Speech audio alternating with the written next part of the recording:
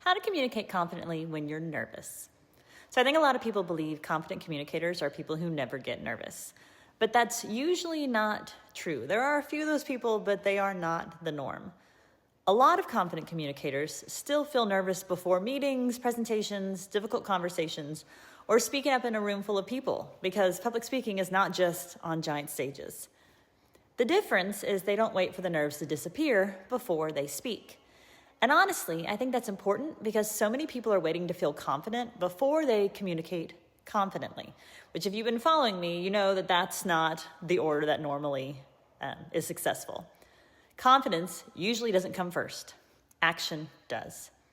Most of the time, confidence is built after you speak, after you try, after you survive the moment you thought that you absolutely couldn't handle. And there's something else that I think people misunderstand. Nervousness, even though we generally don't like it, is not usually a sign that you're incapable.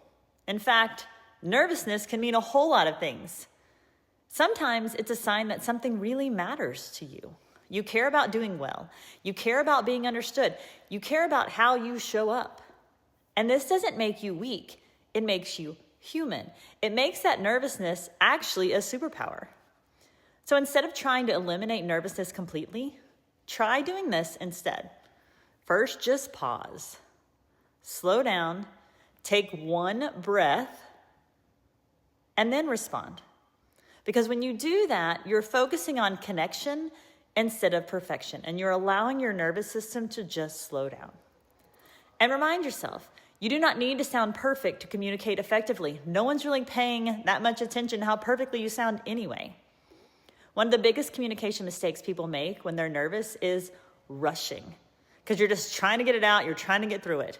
So they talk too fast, they over-explain, they fill every silence just to prove themselves.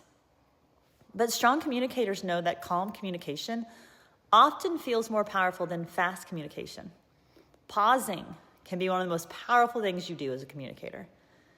And honestly, confidence is not about never feeling nervous. It's about trusting yourself enough to speak anyway. Because every time you communicate through the nerves, instead of avoiding the moment because of the way the nervousness makes you feel, you build evidence that you can handle hard things. And you can.